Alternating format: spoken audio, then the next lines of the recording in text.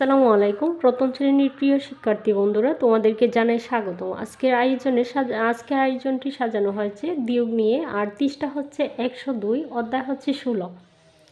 আজকে দেখব আমরা কি করে বিয়োগ অতি সহজে কি করে বিয়োগের সমাধানটা আমরা করতে পারি। দেখো, তোমাদের 102 পৃষ্ঠায় এই বিয়োগগুলি টপিকগুলি দেয়া আছে, আমি তা নিয়ে সমাধান করার চেষ্টা করব। দেখো, আমি কথা না বাড়িয়ে চলে যাচ্ছি ক্লাসে। এইখানে হচ্ছে 9। এই আমরা জানি বিয়োগটা ডান দিক থেকে করতে হয়।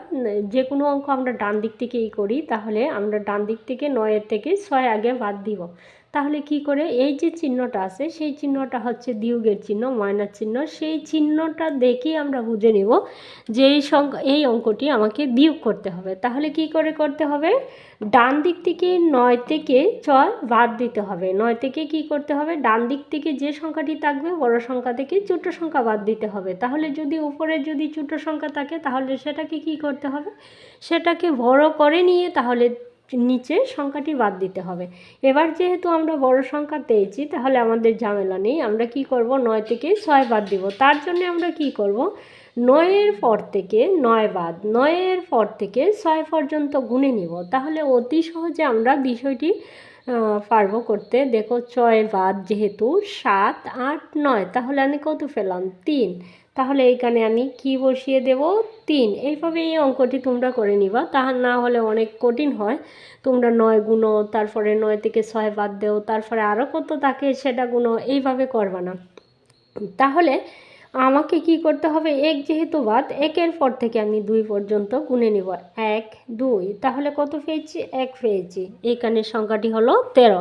এবার 7 থেকে 5 বাদ দিতে হবে, তার মানে 5-এর পর থেকে 7 পর্যন্ত গুণে নিব। 5-এর পর থেকে কি করব, 7 পর্যন্ত গুণে নিব।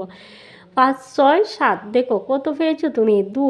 এখানে 2 বসিয়ে দিবা। তাহলে 3-এর পর থেকে 3 থেকে 1 বাদ দিতে হবে। তাহলে 1-এর পর থেকে 3 পর্যন্ত আমি গুণে নিব। 1, 2, 3, 1 বাদ, কিন্তু সেজন্য একটা হাতে গোনা যাবে না। 2, 3, তাহলে কত পেয়েছি, 2। তাহলে এখানে 2 বসিয়ে দেব। তাহলে এবার এইটাতে আসি, 3-এর পর থেকে আমরা কত পর্যন্ত গুণে নিব, 8 পর্যন্ত গুণে নিব। এটা হতো বিয়োগ, এই যে চিহ্নটা দেওয়া আছে সেটা বিয়োগ চিহ্ন। তাহলে কি করব, 3-এর পর থেকে 8 পর্যন্ত গুণে নিব। 4, 5, 6, 7, 8, কত পেয়েছি, 5। 1, 2, 3, 4, 5 পেয়েছি। ঠিক আছে, এইখানে 1-এর পর থেকে 4 পর্যন্ত গুণে নিব, 1 মুখে রাখবো না। 2, 3, 4, 2, 3, 4, তাহলে কত পেয়েছি, 3। তোমরা হাতের সংখ্যাটি আবার গুণে দেখে নিবা। দেখো, এখানে 0 আছে, 0 থেকে 0 বাদ দিলে 0, ডান দিকে 0-এর দাম আছে সেজন্য আমি 0 বসিয়ে দিলাম।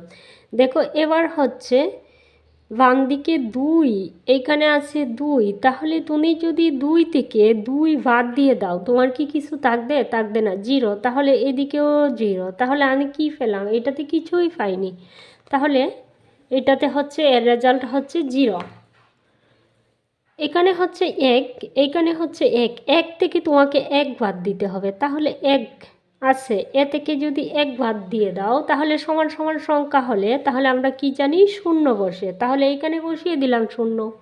তাহলে এই দিকেও দেখো সমান সমান সংখ্যা একই রকম, তাহলে আমরা কি করব, বসিয়ে দেব। এরও মান হবে 0। তাহলে কি হলো, এর মান হলো 0। ঠিক আছে, দেখো এখানে আছে 8 থেকে 1 বাদ দিলে তোমাকে কত পাবা তুমি, 2, 3, 4, 5, 6, 7, 8। তাহলে এই গড়গুলি আমি পেয়েছি, 1, 2, 3, 4, 5, 6, 7।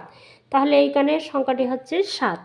আর বাম দিকে একই রকম সংখ্যা, 3 থেকে 3 বাদ দিলে 0। তাহলে আমি 0টা আর বসালাম না, বাম দিকে 0-র কোনো ডিমান্ড নেই সেজন্য আর দেওয়ার চেষ্টা করলাম না। এবার আসো এইখানে এই 3টা অঙ্ক তোমাকে বুঝতে হবে।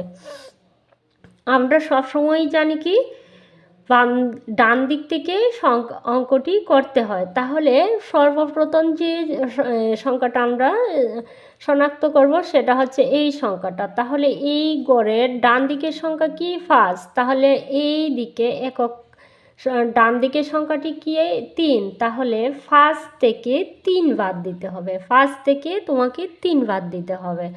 এই অঙ্কটি বুঝতে হবে, তা না হলে হবে না। এককের গড়ের সংখ্যা থেকে এককের গড়েরটা বাদ দিতে হবে, দশকের গড়ের সংখ্যা থেকে দশকের গড়ের সংখ্যাটি বাদ দিতে হবে। তুমি যদি আবার 3 থেকে 5 বাদ দেওয়ার চেষ্টা করো তাহলে হবে না। তুমি যদি আবার 1 থেকে 3 বাদ দেওয়ার চেষ্টা করো তাহলে কি অঙ্কটা হবে? হবে না। সেজন্য তোমাকে এইটা মাথায় রাখতে হবে, এই সংখ্যাটি আগে মানে শনাক্ত করতে হবে, তারপরে তার এককের গড়ের সংখ্যাটির সাথে এককের গড়ের সংখ্যাটি বাদ দিতে হবে, তারপরে দশকের গড়ের সংখ্যাটি থেকে দশকের গড়ের সংখ্যাটি বাদ দিতে হবে। তাহলে 5 থেকে 3 বাদ দিলে আমি পাই 3 4 5, 3 কিন্তু মুখে থাকবে না, 4 5, তাহলে 2 পেয়েছি। এইখানের সংখ্যাটি হচ্ছে 2। দেখো এই সংখ্যাটির সামনে বসাবো না, পিছনে বসাবো, বাম দিকে বসাবো। ঠিক আছে, আমি যেহেতু সামনের সংখ্যাটি করে ফেলছি, এবার আমি পিছনের সংখ্যাগুলি করতেছি, বাম দিকে শুধু যাচ্ছি, তোমরাও বাম দিকে রেজাল্টটা বসাবা। ঠিক আছে, এবার হচ্ছে 3 থেকে 1 বাদ দিয়ে দিব, তাহলে কত পাবো? 2। এইখানে হচ্ছে 7 থেকে 6 বাদ দিতে হবে, 7 থেকে 6 বাদ দিলে 6 7 1 পেয়েছি। 4 থেকে 2 বাদ দিতে হবে, 2 3 4, 3 4, 2 মুখে রাখা যাবে না, 3 4, তাহলে 2 পেয়েছি 21। এখানে হচ্ছে 1 থেকে 1 বাদ দিলে 0, 3 থেকে 1 বাদ দিলে 2। আমি আশা করি তোমরা এই অঙ্কটি বুঝতে পারছো। দেখো এখানে কিছু অঙ্ক দেওয়া আছে। তানিয়ার 37টি সাদা কাগজ ছিল, সে 14 আঁকতে 15টি ব্যবহার করলো, তার কাছে কয়টি সাদা কাগজ রইল? যেহেতু প্রশ্ন করা হয়েছে সাদা কাগজের, তার কাছে কয়টি সাদা কাগজ রইল, সে ব্যবহার করে ফেলেছে 15টি, তাহলে এই 15টি কী করতে হবে? 37টি থেকে বাদ দিতে হবে। সেই অঙ্কটি আমি সাজিয়ে রেখেছি। ঠিক আছে, খাতায় চলে যাব আমরা। দেখো আমরা এইভাবে অঙ্কটি করতে পারি। সাদা কাগজ ছিল কতটি? 37টি। ব্যবহার করলো কতটি? 15টি। সাদা কাগজ রইল কতটি? প্রশ্ন করা হয়েছিল তার কাছে কতটি সাদা কাগজ রইল। তাহলে এইখানে আমরা লাস্টে লিখে দেব সাদা কাগজ রইল কতটি? 22টি। 7 থেকে 5 বাদ দিলে হচ্ছে 2, 3 থেকে 1 বাদ দিলে হচ্ছে 2, তাহলে কতটি পেলাম আমি? 22টি। উত্তর হলো 22টি। এইখানে সাদির নিকট 27 টাকা আছে, কিন্তু সে 47 টাকা দামের একটি খেলনা কিনতে চায়। খেলনাটি কিনতে তার আরও কত টাকা লাগবে? তাহলে খেলনাটি কিনতে আরও কত টাকা লাগবে? দেখো এইখানে বিষয়টি হচ্ছে যেটা, সেটা হচ্ছে 47 টাকা হচ্ছে বেশি আর 27 টাকা হচ্ছে কম। তার কাছে আছে কত টাকা? 27 টাকা। কিনতে চায় কত টাকা দিয়ে? 47 টাকা দিয়ে। এখন খেলনাটি কিনতে তার আরও কত টাকা লাগবে? তাহলে 27 থেকে 47 পর্যন্ত গুনলেই আমরা টাকাটি পেয়ে যাব। তাহলে আমরা কি করব? উপরে দিব 47, যেহেতু বড় সংখ্যা 47, আর নিচে দেব 27। ঠিক আছে, দিয়ে আমরা বিয়োগটা করে ফেলব।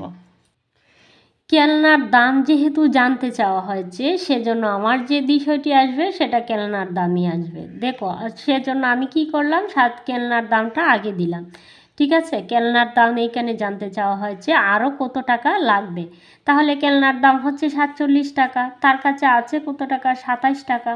তাহলে 47 থেকে আমি 27 কী করব? বাদ দিয়ে দিব, আর বাকি টাকাটা তাহলে পেয়ে যাব। 7 থেকে 7 বাদ দিলে কত? একই রকম সংখ্যা হলে 0 হয় বিয়োগের বেলা, আর যোগের বেলা তো না। বিয়োগের বেলা শুধু আমরা একই রকম সংখ্যা দেখলে 0 বসিয়ে দিব। 4 থেকে 2 বাদ দিলে আমরা পাই 2, তাহলে 20 টাকা। আরও লাগবে কত টাকা? 20 টাকা। উত্তর হবে কত? 20। 14 নম্বরে হচ্ছে একটি বিদ্যালয়ে দ্বিতীয় শ্রেণীতে আছে 32 জন, প্রথম শ্রেণীতে 44 জন শিক্ষার্থী আছে। কোন শ্রেণীতে শিক্ষার্থীর সংখ্যা বেশি আছে এবং কত বেশি আছে? দেখো কোন শ্রেণীতে শিক্ষার্থীর সংখ্যা বেশি আছে তোমরা নিশ্চয়ই জানো। এই যে ডান দিকের সংখ্যাটার সাথে বাম দিকের সংখ্যার সাথে বাম দিকের সংখ্যা দেখো, তার তুলনায় 3-এর চেয়ে 4 বড়, তাহলে 44 বড়।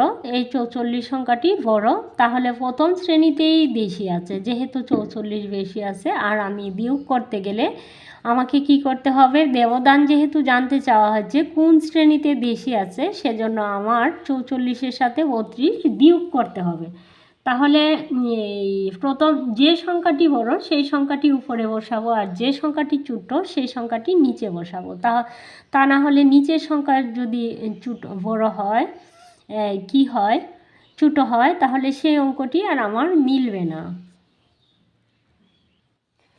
দেখো আমি যদিও ছোট সংখ্যা দ্বারা বড় সংখ্যাকে বাদ দিই তাহলে আমার সংখ্যাটি এসে যাবে ঋণাত্মক। সেজন্য আমি প্রথম শ্রেণীতে দেখতে পাচ্ছি দেশি 44 জন আছে, সেজন্য প্রথম শ্রেণীতে আমি দিলাম 44 জন, দ্বিতীয় শ্রেণীতে 32 জন, 44 থেকে 32 বাদ দিলাম। দেখো 4 থেকে যদি তুমি 2 বাদ দাও তাহলে কত পাবা? 2। আর 4 থেকে 3 বাদ দিলে 1। তাহলে প্রথম শ্রেণীতে দেশি আছে কতজন? 12 জন। উত্তর 12 জন। এখানে বলা আছে একটি 15 নম্বরে একটি গল্পের বইয়ের পৃষ্ঠা 50 পৃষ্ঠা আছে, 50টি পৃষ্ঠা আছে। বইয়ের রিয়া বইটির 30 পৃষ্ঠা পড়েছে, তার কত 30টা পড়ার বাকি আছে? এখানেও জানতে চাওয়া হয়েছে কত 30টা পড়ার বাকি আছে। তাহলে আমরা কি করব? 50 থেকে 30 বাদ দিয়ে দেব, তাহলে পেয়ে যাব কত পৃষ্ঠা পড়ার বাকি আছে। 16 নম্বরে একটি দেয়া আছে, সেটা আমরা খাতায় করে দেব। 35 আর 17 দিয়ে বিয়োগ 17, বিয়োগটি দিয়ে একটি গল্প তৈরি করো। তাহলে ধরো দিয়া ছিল 35টি আম, তার ভাইকে দিল 17টি আম, তার কাছে আর কতটি আম রইল? এই গল্পটি তোমরা এভাবে সাজিয়ে নিবা, কিংবা তোমরা তোমাদের মতো করে সাজাতে পারো। ঠিক আছে, এবার আমরা 15 নং অঙ্কটি করে নিই। লিখলাম বইয়ের পৃষ্ঠা আছে এত, বই পৃষ্ঠা পড়েছে কত? 30। তাহলে 50 থেকে 30 বাদ দিলে আমি পাই 20, পড়ার বাকি আছে কত? 20। 0 থেকে 0 বাদ দিলে 0, তারপরে 5 থেকে 3 বাদ দিলে 2, পড়ার বাকি আছে 20। উত্তর 20। আশা করি তোমরা বুঝতে পারছো।